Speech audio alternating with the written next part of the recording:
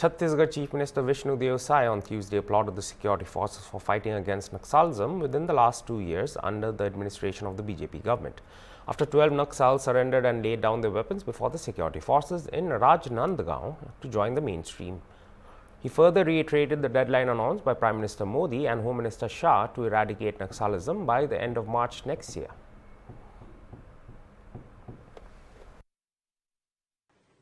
और आज का ये दिन छत्तीसगढ़ के लिए और नक्सलवाद के उन्मूलन के लिए एक ऐतिहासिक दिन है। सबको मालूम है कि कई दशकों से हमारा ये छत्तीसगढ़ नक्सलवाद से ग्रसित है और कहीं न कहीं छत्तीसगढ़ के विकास में बहुत बड़ा ये बाधक भी है। लेकिन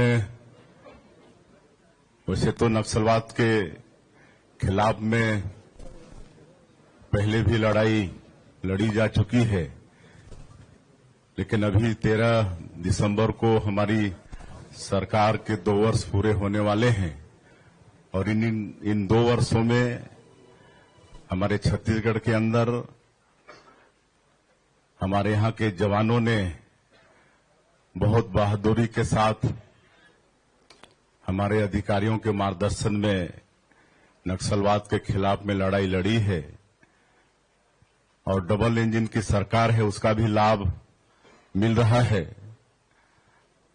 और सौभाग्य है कि हमारे माननीय प्रधानमंत्री जी श्री नरेंद्र मोदी जी और हमारे देश के गृह मंत्री आदरणीय अमित शाह जी, उन्होंने तो एक डेडलाइन भी तय कर दिया है कि अगले साल 31 मार्च 2026 तक पूरे देश से नक्सलवाद को समाप्त करना है।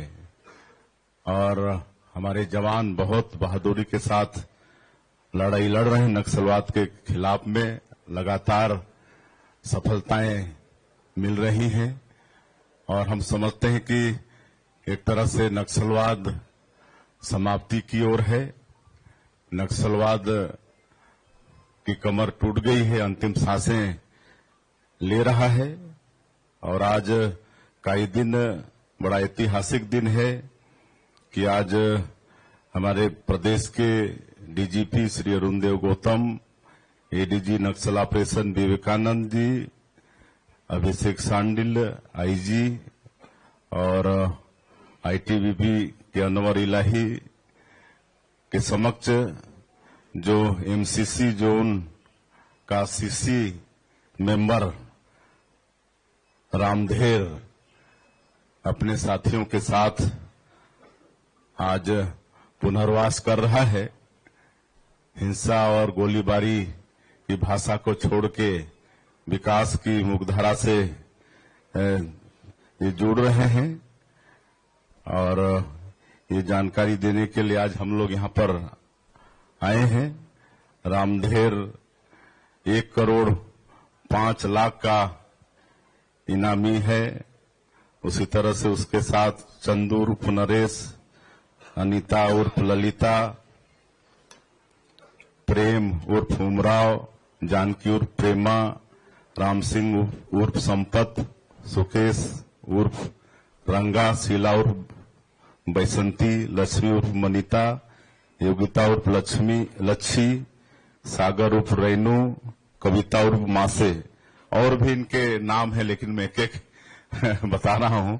तो ये सबने आत्मसमर्पण किया है और हमारे प्रदेश की पुनर्वास नीति बहुत अच्छी है।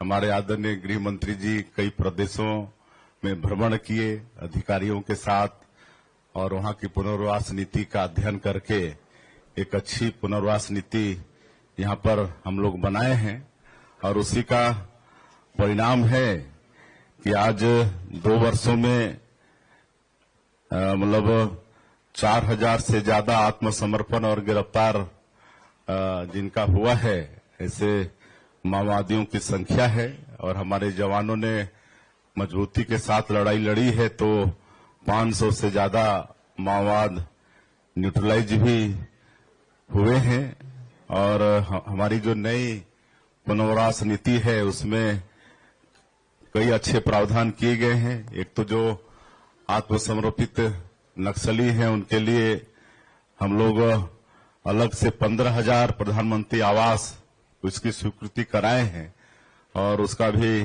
निर्माण हो रहा है। कोई गांव अगर पूरी तरह से नक्सल मुक्त हो जाता है और वो प्रस्ताव करके दे देते हैं तो वहां पर 1 करोड़ का विकास का काम शासन से मिलेगा। हम लोग नई उद्योग नीति भी बनाए हैं। नई उद्योग नीति वर्ष 2024-30 उसमें भी ऐसे नक्सल समर्पित नक्सल पीड़ित जो लोग हैं उनके लिए विशेष प्रावधान किया गया है और अभी तक लगातार सुरक्षा कैंप भी खुल रहे हैं।